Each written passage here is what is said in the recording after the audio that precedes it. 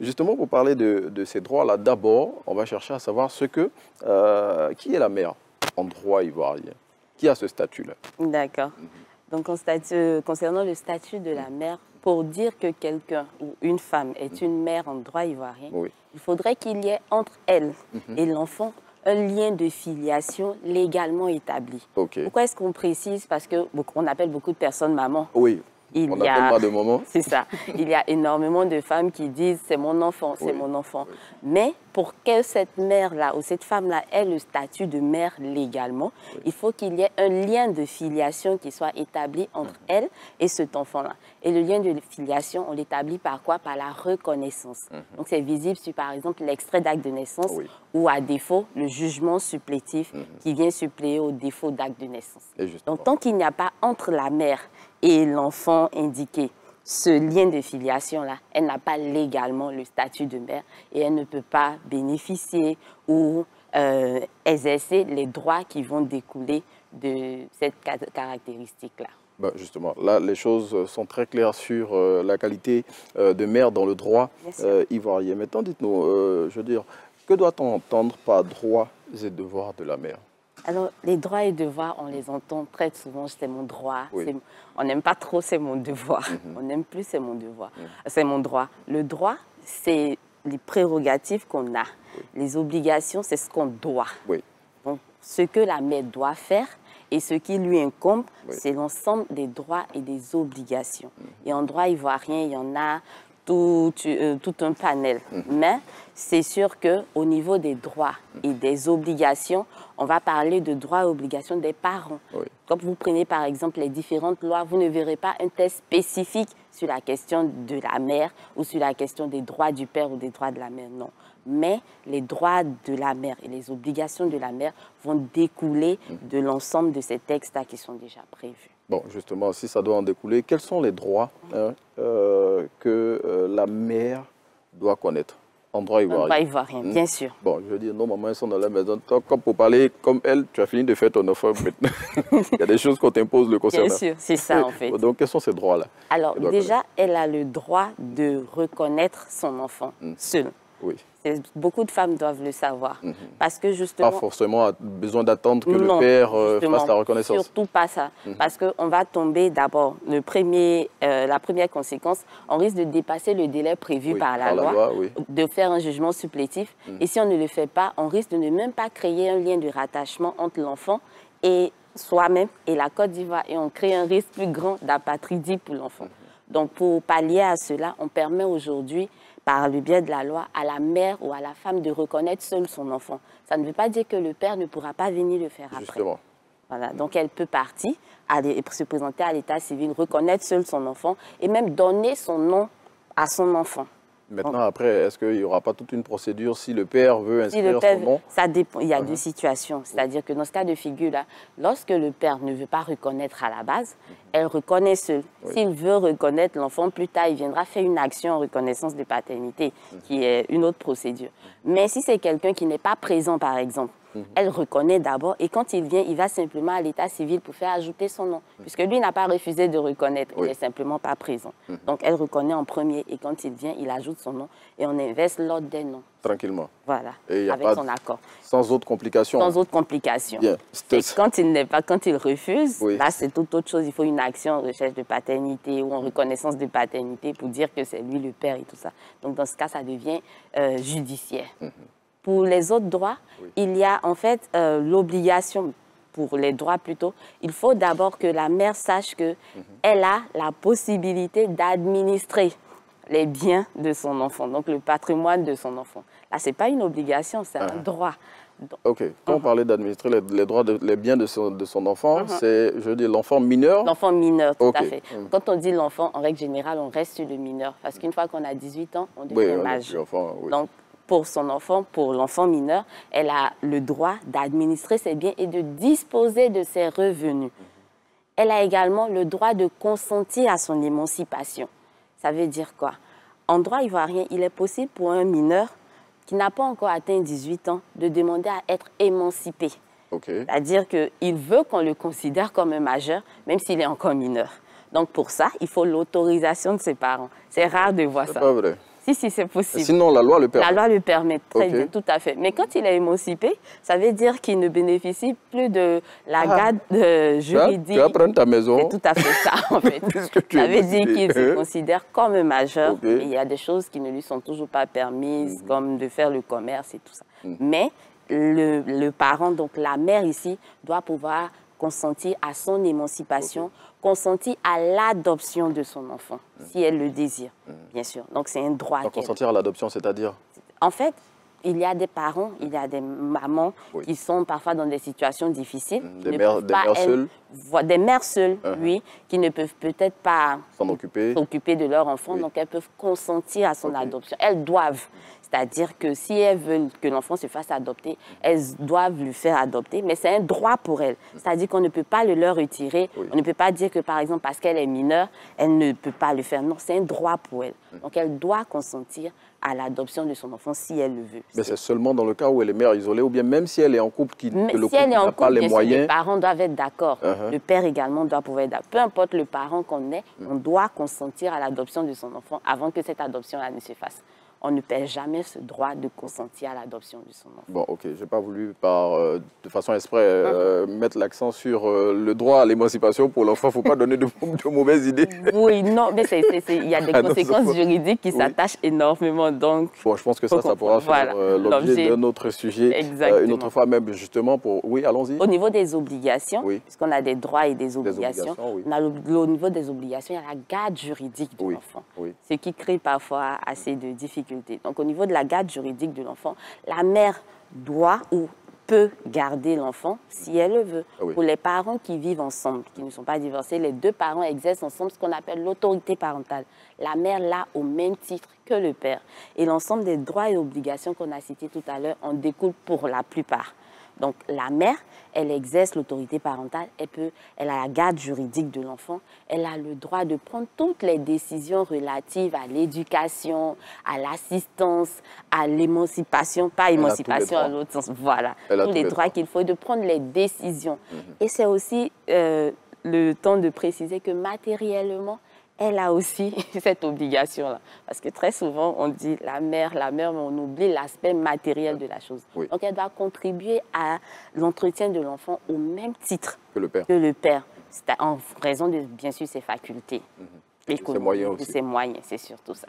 Justement pour parler, on ne peut parler de ces sujets sans utiliser les cas pratiques que nos téléspectateurs apprécient véritablement. Et le premier cas s'intéresse à Hélène, qui a mis au monde une fille qu'elle a abandonnée. Et aujourd'hui, se retrouvant en pleine détresse, elle veut contraindre sa fille à un devoir d'aliment sur le fondement de l'obligation alimentaire existant entre les parents et leurs enfants. Est-ce qu'elle en a le droit et est-ce qu'elle le peut? Alors, déjà, l'obligation alimentaire, c'est un devoir d'aliment qui existe entre les ascendants et les descendants. Donc, père, mère, grand-père, grand-mère, à l'égard des enfants et petits-enfants. Vous voyez que c'est en ligne directe. Ici, pour pouvoir être débiteur d'un devoir d'aliment, il faut qu'il y ait un lien de filiation entre vous. Ici, il n'est mentionné nulle part qu'elle a reconnu la personne qu'elle appelle sa fille. Elle a même abandonné. Elle a abandonné. Donc, on peut supposer qu'il n'y a pas de lien de filiation, il n'y a pas de lien juridique entre les deux. Donc, même si la fille porte son nom? Dans ce cas, c'est qu'elle a reconnu.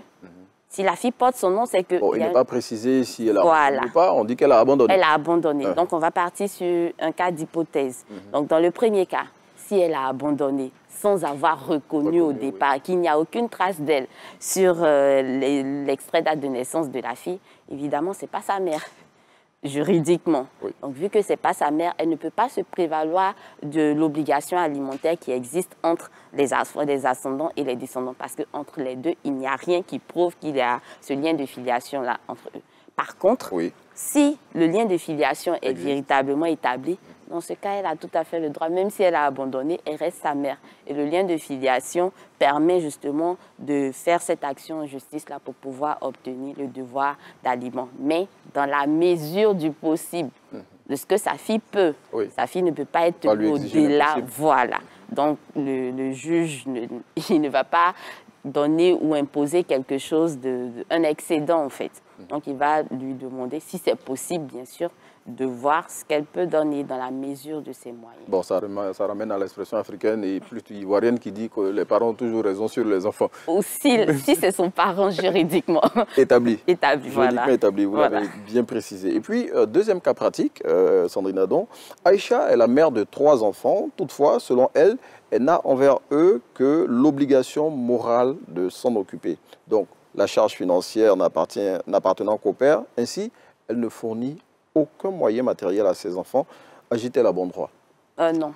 Bon, non, tout à l'heure, vous l'avez indiqué. Voilà. Il faut qu'on le précise et il faut qu'on le reprécise. Mesdames, ne faites pas comme Aïcha.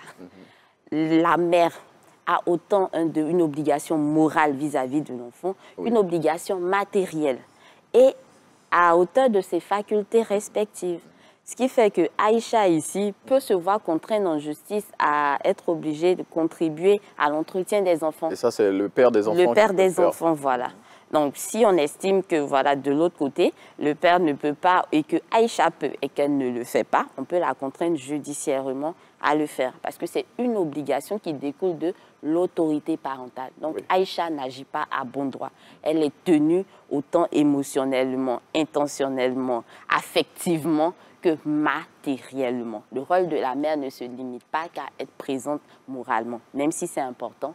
Mais il faut tenir compte de l'entretien de l'enfant pour ne pas laisser la charge à l'autre partie seule si on peut. Voilà. Si on peut, vous l'avez bien précisé. Donc, si elle estime qu'elle n'a pas les moyens... Voilà. Bon, pas qu'elle estime, si elle n'a pas.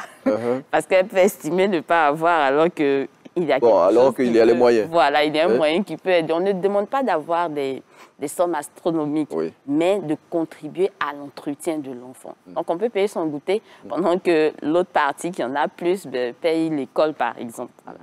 De mauvais exemples aux femmes. On peut payer son goûter. On va choisir la partie la plus insignifiante de l'entretien de l'enfant. C'est juste pour rire.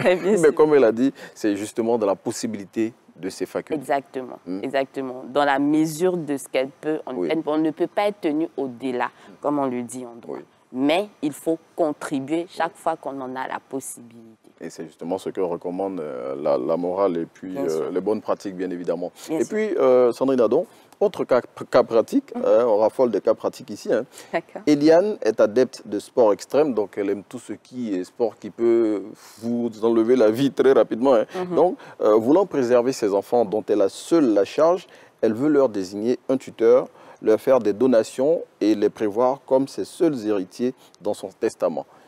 Elle veut avoir des conseils en ce sens. Alors, Hélène a de bons projets.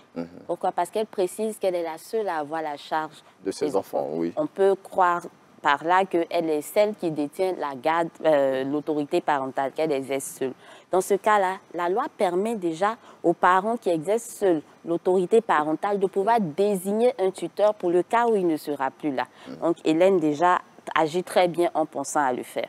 Également, c'est possible de faire des donations à ses enfants. Mais vu que les donations sont des actes entre vifs, c'est-à-dire qu'on fait des donations pendant qu'on est vivant. On donne aux personnes pendant qu'on est vivant. Si ces enfants sont mineurs, c'est elle qui aura toujours la gestion de ces biens-là. Donc, la donation, ce n'est pas que c'est sans intérêt, mais de toute façon, s'ils sont encore mineurs, c'est elle qui en aura la charge. S'ils sont majeurs, tant mieux. S'ils étaient majeurs, je ne pense pas qu'on aurait parlé de la question du tuteur. Donc, voilà. Mais les prévoir dans un testament, c'est tout à fait possible. Elle en a le droit.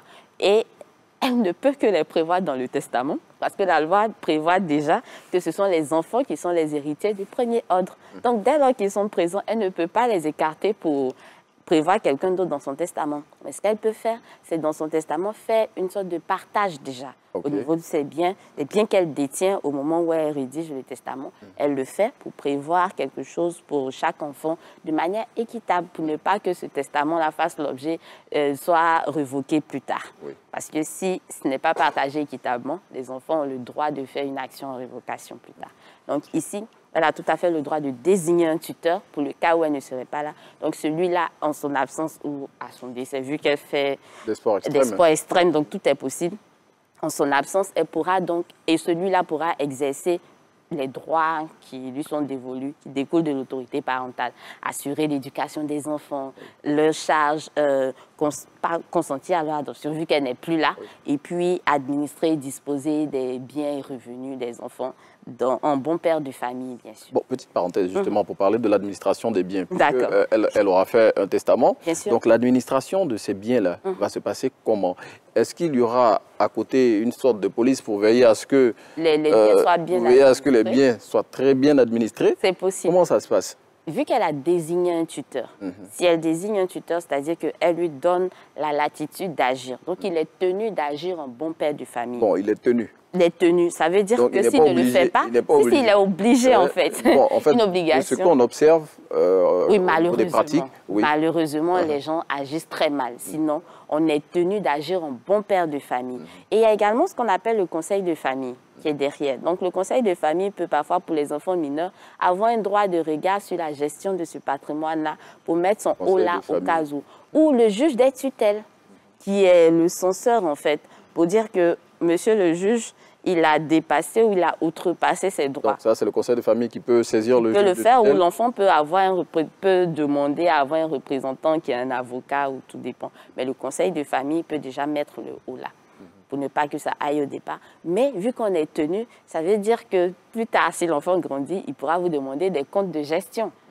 Vous avez géré son patrimoine. Oui. Donc si vous avez acquis des choses illégalement, c'est-à-dire vous avez fait des fraudes, utilisé son argent à lui pour acquérir quelque chose, il peut il peut rester en justice contre vous pour pouvoir obtenir réparation.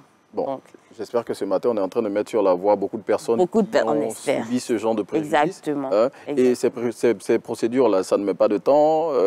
Comment on fait après, justement, pour pouvoir récupérer ou bien entrer en pleine possession? En règle générale, quand on demande si les procédures ne mettent pas de temps, ça me fait un peu sourire. Parce que finalement, ce sont des procédures judiciaires. Bon, la justice rallonge.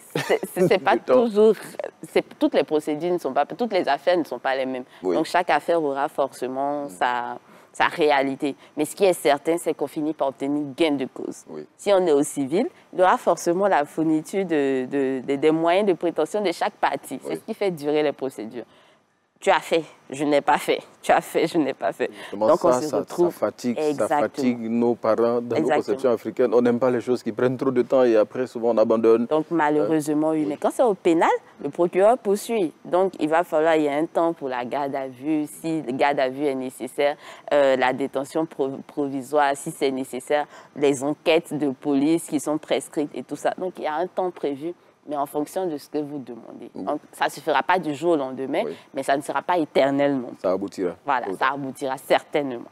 Bon, on sort de cette petite digression. Hein. Justement, on parlait d'Eliane qui pratique des sports extrêmes et qui voulait savoir comment protéger ses enfants, justement, au cas où il lui arriverait malheur. Avec elle, on retient qu'elle peut tout à fait désigner un tuteur. Donc, toutes les femmes qui exercent l'autorité parentale, elles peuvent désigner déjà un tuteur pour le cas où elles ne seront plus là, pour ne pas qu'on se retrouve avec des enfants dans la rue, où personne ne veut en prendre la charge. C'est vrai qu'on dit qu'en Afrique, c'est la famille, mais dans certaines situations, on se rend compte que voilà, c'est mieux de protéger les enfants. Et par testament, elle peut déjà repartir ses biens. La donation, c'est possible.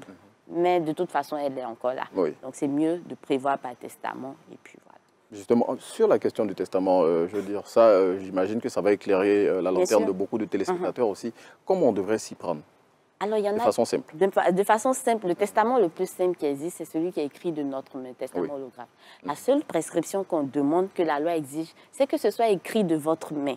À part ça, il n'y a aucune autre forme prescrite. Il doit avoir les informations vous concernant, je suis, avec vos noms, vos différentes informations. Et ce que vous voulez faire, ou comment vous voulez faire votre partage, vous le mettez quelque part vous-même. Dans ce cas-là, il est vraiment simple, il ne coûte rien. La difficulté, c'est comment on le trouve après, quand on n'est pas là, si personne ne sait. Bon, est-ce qu'on devrait dire à ses enfants, j'ai fait mon testament, je l'ai déposé à tel endroit, je l'ai déposé à tel endroit le jour où il m'arrive malheur? Si on a confiance à ses enfants, oui. Ici, il y en a quand même qui sont assez matures, oui. Mais donc, qu'est-ce qu'il et à côté, en fait, il y a le testament par acte authentique qu'on fait devant le notaire. Donc, vous partez devant le notaire et il enregistre et il garde.